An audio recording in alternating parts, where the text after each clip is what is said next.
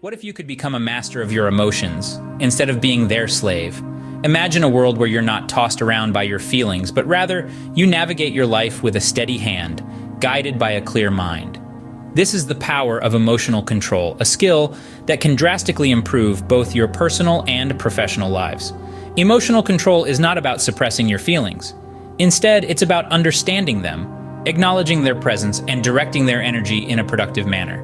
It's about taking the wheel of your emotional vehicle and steering it in the right direction. In the course of this video, we're going to dive deep into 10 habits that can help you achieve this mastery. These habits range from mindfulness and emotional awareness to empathy and gratitude, and even adopting a healthier lifestyle. Imagine the power you could wield if you were in full control of your emotions. Let's embark on this journey together. The first habit to master emotional control is mindfulness. Picture a serene lake, its surface perfectly still. This tranquility is akin to the state of mindfulness, an oasis of calm amidst the turbulent storms of our emotions. Mindfulness is the practice of bringing one's attention to the present moment without judgment. It's about observing your thoughts and feelings without getting caught up in them. Now you might be wondering, how does mindfulness aid in emotional control? Well, the answer is quite simple. When we are mindful, we become more aware of our emotional states. This heightened awareness allows us to recognize our emotions as they arise, giving us the opportunity to respond rather than react impulsively. It's like being the calm eye in the storm of our emotions, giving us the power to navigate through them without getting swept away. The benefits of mindfulness are numerous. Studies have shown that regular mindfulness practice can reduce stress, improve focus, and enhance emotional well-being. It can help us develop a deeper understanding of ourselves, fostering self-compassion and acceptance. Mindfulness can also improve our relationships by enabling us to respond to others with empathy and understanding, rather than reacting out of unchecked emotion. So how can you practice mindfulness? It's simpler than you might think. Start by setting aside a few minutes each day to focus on your breath. Notice the sensation of the air entering and leaving your body. When your mind wanders, gently bring it back to your breath. This trains your mind to return to the present moment, anchoring you in the here and now. Another way to practice mindfulness is through mindful eating. Instead of mindlessly gobbling down your food, take the time to savor each bite. Notice the textures, the flavors, the smells. It's a simple but powerful way to bring mindfulness into your everyday life. Remember, mindfulness isn't about emptying your mind or achieving a state of eternal bliss. It's about being present and accepting of whatever arises in the moment, whether it's joy, sadness, anger, or fear. Remember, mindfulness is the first step in gaining control over your emotions. The second habit, closely linked to mindfulness, is emotional awareness. Emotional awareness is the ability to identify and understand your own feelings, to recognize their sources, and to connect them to your thoughts and actions. This habit is a stepping stone to mastering your emotions, as it allows you to comprehend the why behind your feelings. For instance, feeling irritated every time you're in a crowded space isn't just about disliking crowds. It could be linked to a need for personal space, a desire for calm, or even a past experience. By practicing emotional awareness, you can identify these underlying factors and address them directly, instead of merely reacting to the surface emotion of irritation. Emotional awareness also aids in recognizing emotional patterns, helping you predict and prepare for certain emotional responses. This understanding is invaluable in preventing emotional outbursts or making impulsive decisions based on transient feelings. With emotional awareness, you are one step closer to mastering your emotions. The third habit is self-reflection. This is more than just thinking about your day in passing. It's a deep, intentional dive into your thoughts, feelings, and actions. It's about asking yourself why you react a certain way to specific situations. What are your emotional triggers? How do you usually respond? Self-reflection helps you uncover these answers, giving you a clearer picture of your emotional landscape. It's like being a detective of your own mind, piecing together clues and patterns that reveal why you feel and act the way you do. So how can you practice effective self-reflection? Set aside quiet time each day, free from distractions. Ask yourself open-ended questions. Don't judge your thoughts or feelings. Simply observe them. Write them down. Over time, you'll start to see patterns and gain deeper insight into your emotional self. Remember, self-reflection provides the insight needed to control your emotional reactions. Habit number 4 is emotional regulation. Picture this. You're driving and someone cuts you off. Your gut reaction might be anger. But what if you could shift that reaction, and instead of getting angry, you simply observe the situation and move on? That's the power of emotional regulation. Emotional regulation is the ability to control or influence which emotions you have, when you have them, and how you experience and express them. It's like being the conductor of your own emotional orchestra. You decide what notes to play, how loud they should be, and when it's time for a pause. Now you might be thinking, that sounds great, but how do I actually do it? Well, there are several techniques that can help. Let's dive into a few. First, there's cognitive reappraisal. This involves changing the way you think about a situation in order to alter its emotional impact. For instance, if you're feeling anxious about a presentation, you might reframe the situation as an opportunity to share your knowledge, rather than a test of your abilities. Another technique is mindfulness, which we touched on earlier. By staying present and non-judgmental, you can observe your emotions without letting them sweep you away. Remember, emotions are like waves. They rise, they peak, and they pass. You don't have to surf every wave. Lastly, there's the practice of self-soothing. This is where you engage in activities that help to calm your emotions and bring you back to a state of balance. This could be anything from taking a walk to deep breathing to listening to your favorite music. Remember, emotional regulation doesn't mean suppressing your emotions. It's about understanding them, managing them, and using them in a way that serves you. It's about not letting your emotions control you, but rather you controlling them. And why is this important? Because it gives you the power to respond instead of react. It allows you to navigate life's ups and downs with a sense of calm and clarity. It empowers you to be the master of your own emotional world. Emotional regulation gives you the power to choose your responses to emotional triggers. The fifth habit is developing healthy coping mechanisms. Life is an unpredictable journey, and stress, disappointments, and negative emotions are inevitable.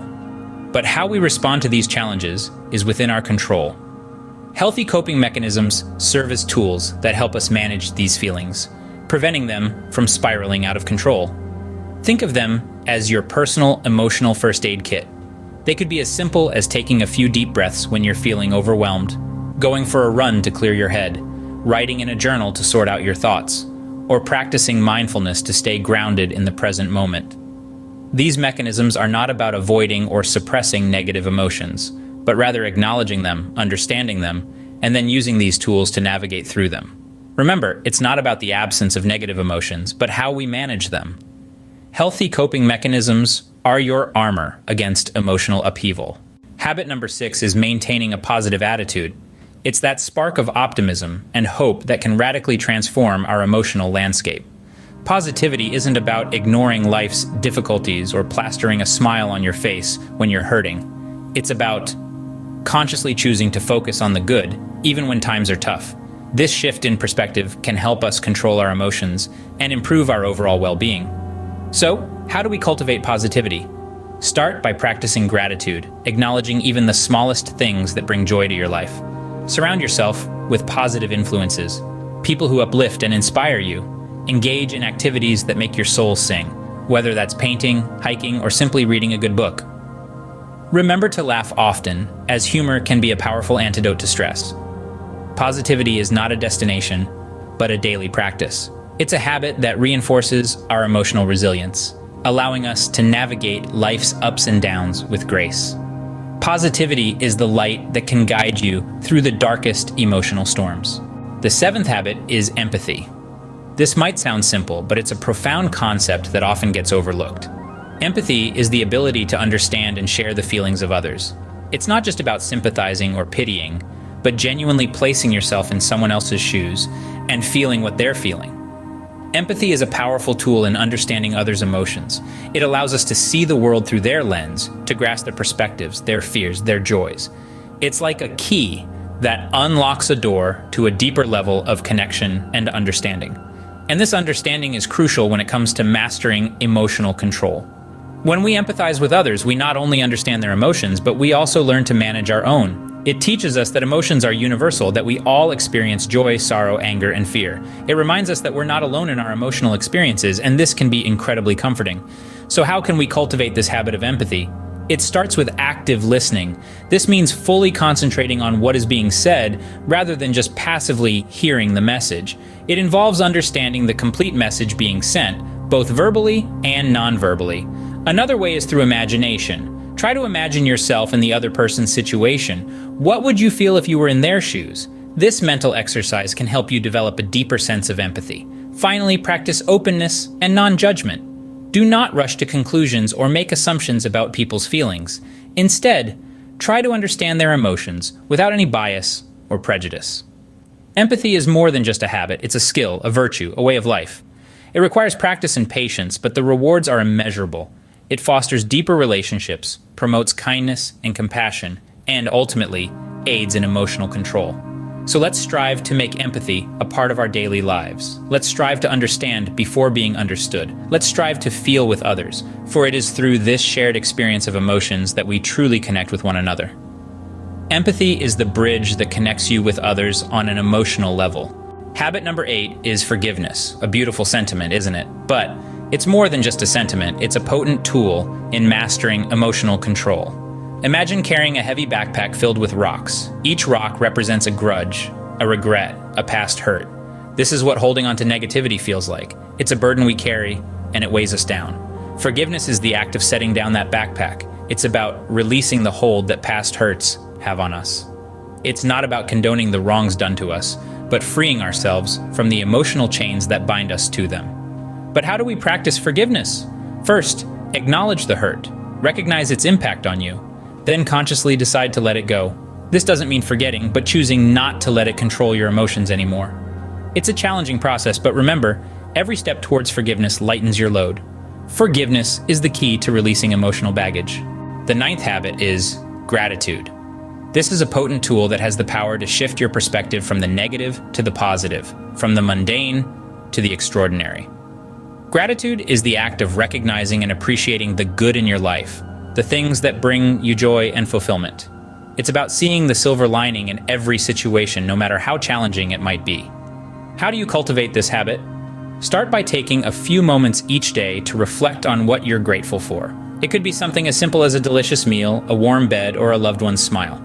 Write these down in a gratitude journal to keep track and remind yourself of these moments of appreciation. When you practice gratitude, you're not just promoting positivity, but you're also gaining emotional control. You're training your mind to focus on the positive aspects of life, reducing stress, and improving overall well-being. Gratitude is the fuel for a positive and emotionally balanced life. The 10th and final habit is maintaining a healthy lifestyle. This is more than just a mantra for fitness enthusiasts. Our physical health is intrinsically linked to our emotional control. Think about it. When we're physically fit, we're able to better handle stress, our mood is improved, and we have more energy to tackle life's challenges. But what does a healthy lifestyle look like? It's a balanced diet, full of fruits, vegetables, and lean proteins. It's regular physical activity, whether that's a brisk walk, a gym session, or a yoga class. It's ensuring we get enough sleep and staying hydrated throughout the day. We also can't overlook the importance of regular health checkups. They can identify potential issues early and keep us on top of our game. Remember, our bodies are our vessels, and by taking care of them, we're also taking care of our emotional well-being. A healthy lifestyle lays the foundation for emotional control. So there you have it, the 10 habits of mastering emotional control. From mindfulness, which anchors us in the present, to emotional awareness, that lets us understand our feelings. We've talked about self-reflection, the tool that helps us learn from our experiences, and emotional regulation, the habit that keeps our reactions in check. We discussed healthy coping mechanisms, our shield against stress and positivity, our beacon in the storm. We explored empathy, our bridge to others, and forgiveness, our path to inner peace. We also touched on gratitude, the habit that magnifies our joy, and finally, maintaining a healthy lifestyle, the bedrock of our emotional resilience.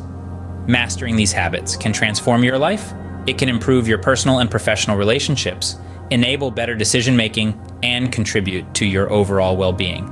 Mastering emotional control is a journey, not a destination. But with these 10 habits, you have the map to guide you. Remember, the power is in your hands.